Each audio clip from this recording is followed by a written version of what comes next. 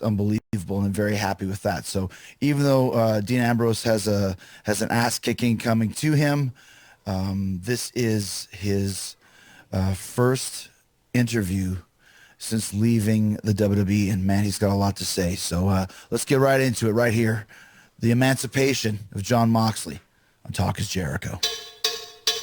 Talk is Jericho, baby. Talk is Jericho. Talk is Jericho, mama. Talk is me. Okay, so it was a pretty crazy weekend. Double or Nothing was huge. Lots of surprises, lots of great matches, but one of the biggest surprises, if not the biggest, was the appearance, the addition of Jon Moxley to AEW. And you've been on this podcast a few times, Paranormal Podcast, one with Jeff Hardy. The difference was back then we were both in WWE, and now here we are, both full-time members of All Elite Wrestling, which still seems a little weird for me, but I'm actually glad to have you because it's one other guy that kind of came from that system. I'm very glad to be here because, Chris, my friend, it is time to talk. Finally, after a bizarre few months, it's been crazy because throughout all of this, I mean, I guess it's been 5 months or so since rumors or whatever leaked that I was planning on leaving WWE at the end of April. You know, the world went into pandemonium. And, you know, I'm sitting there listening to everybody give their opinion and get all these different rumors, and everybody's talking about it. The announcers are talking about it while I'm in the ring. The fans know, and I haven't said a word throughout this whole process. Interesting, yeah. I've just been, I didn't ask them to put out a weird press release or bring it up on commentary or none of that. I haven't said a word. The only thing that was close to a word I even said was we had the little interview with Michael Cole. And I said something at the very end, and that was only out of self-preservation because I had a feeling I was getting set up. So I was ready, and I beat him to the punch. And even that, I didn't really give any information out. What did you say? You know, I said, I just gave him the line that, you know, I walked in this casino 8 years ago, and now I'm cashing in my chips. Right. That didn't give any information. And that was only out of self-preservation because I thought that was some kind of like setup where they're going to try to like, breaking news, Jon Moxley can't hack it in WWE, so he's going to go pursue a career in the minor leagues or something like that, you know? So I was ready for that. But hey, man, you know, we're sitting here at my kitchen table and my beautiful home, and I have never been happier. I am at the absolute apex of life right now. I feel so good. I feel like the weight of the world has been lifted off of my shoulders, and nothing but gratitude toward WWE. Nothing but positivity over here. Nothing but gratitude. That place, I'm so grateful for my run there. You know, that place changed my life. When I walked in there, I was a kid. You know, now I'm an adult. I grew up there in a lot of ways. In a lot of ways, I'm a different person than I was when I started there. In a lot of ways, I learned a lot of life skills and have grown as a person during my time there. I mean, it was almost 8 years ago exactly, in May of 2011. I got my little beater car, and I drove 24 hours straight nonstop from Philly to Tampa with nothing but, you know, my gym bag full of wrestling gear and whatever cash I had in my pocket was all I had to my name. And now, you know, 8 years later, I got to live my dream. I got to do so many amazing things, you know, in the ring in WWE. I got the opportunity and the real blessing to be a big part of like the Make-A-Wish program, and to connect with so many fans all over the world, and to be,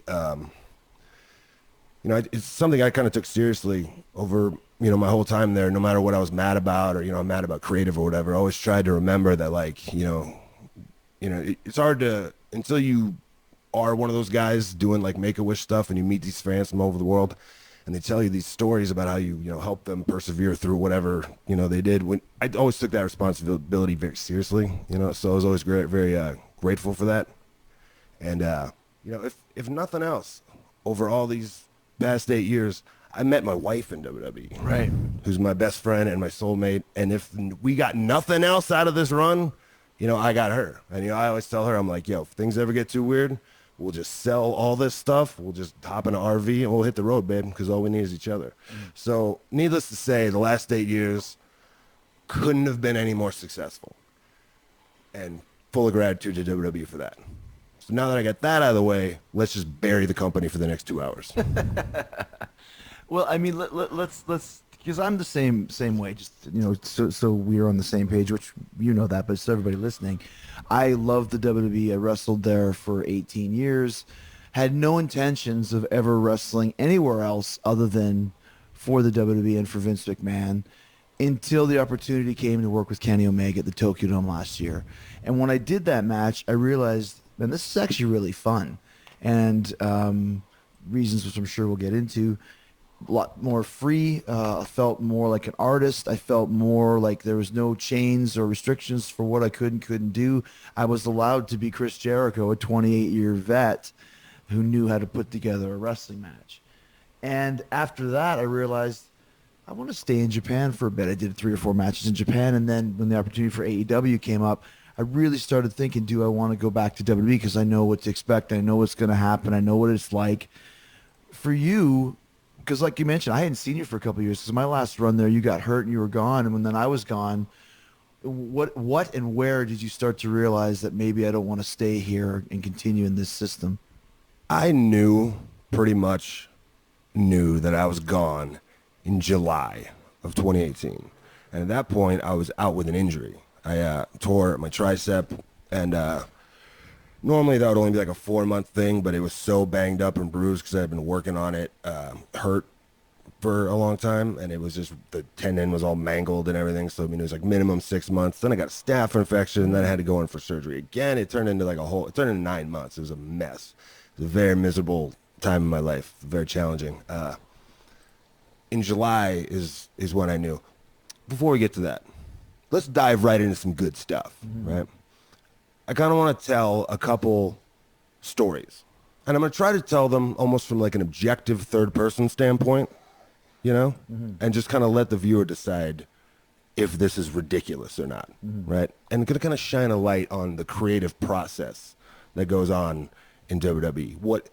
To give the fans a glimpse into what it was actually like, a day in the life of Dean Ambrose, right? So the first one I'm going to tell you is the day that I physically looked at the calendar and started counting down the days. The other one will be the day that I absolutely knew 100%, no turning back, I am gone. A day I almost walked out.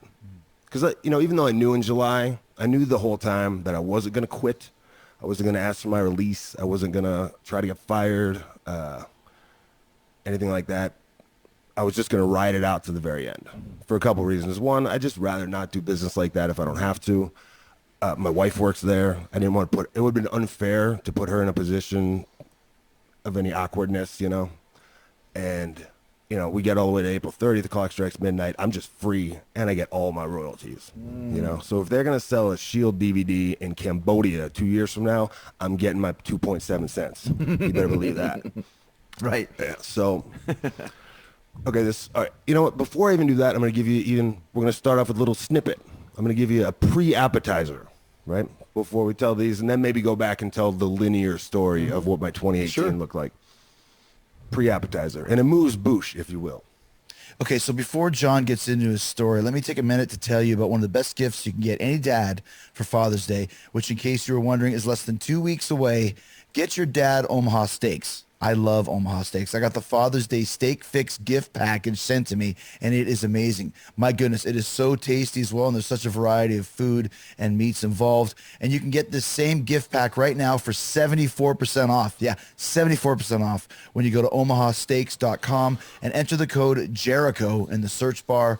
That's a $235 value for just $59.99. And the Father's Day Steak Fix gift package is loaded with Omaha Steak products. Here's what you get. 2 filet mignons, which were already grilled up and ate. We ate them very quickly, and they were so tender and juicy, better than any grocery store filet mignons that I've bought recently, and that's not a joke. It's maybe the best steaks.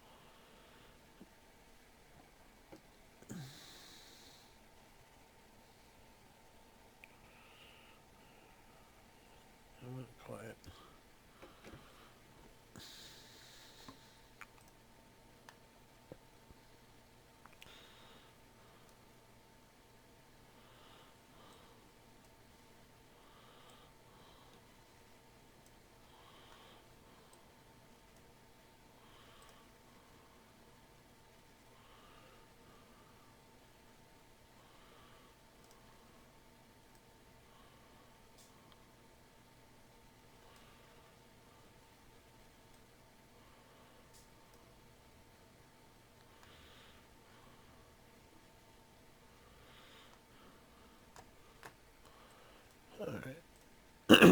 That's better.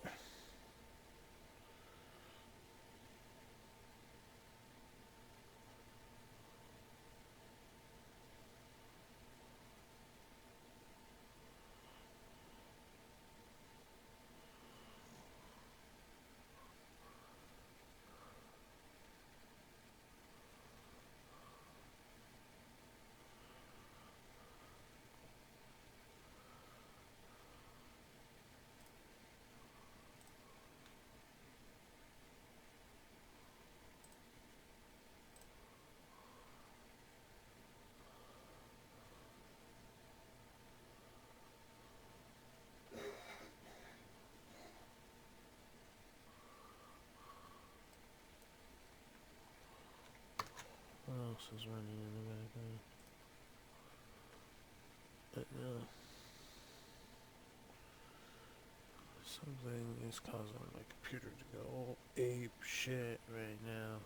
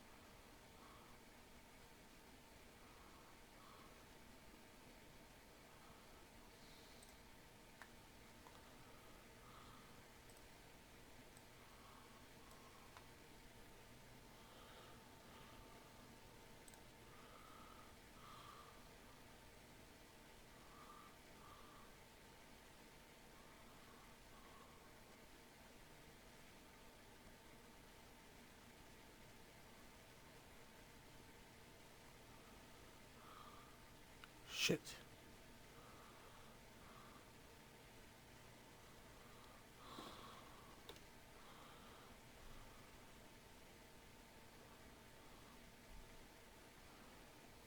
That's it, Shaka. We're in a fight. Me and you are going to war, buddy.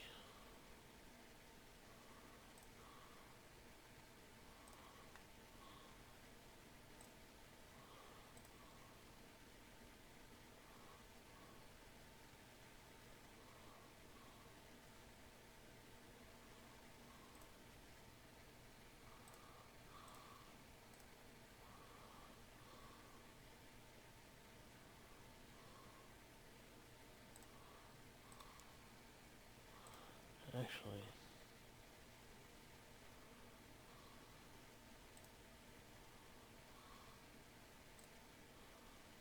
purchase the arena that way it's done.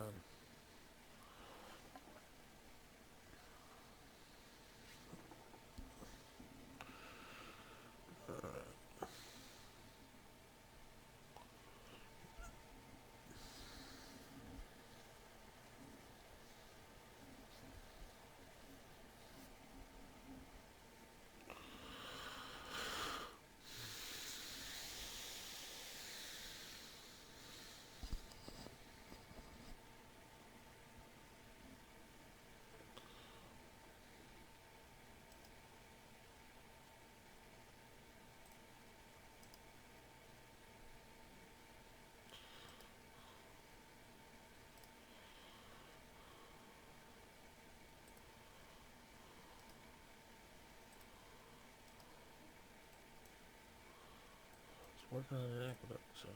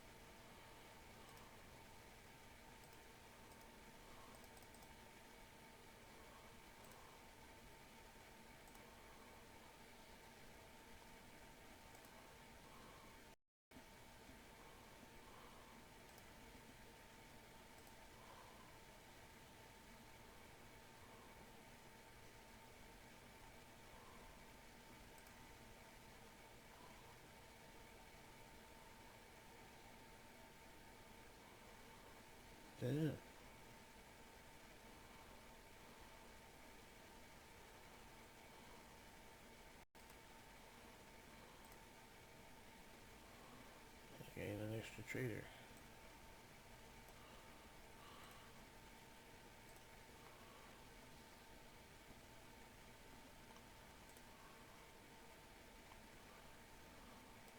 Whoops. Fuck. What are my trade routes?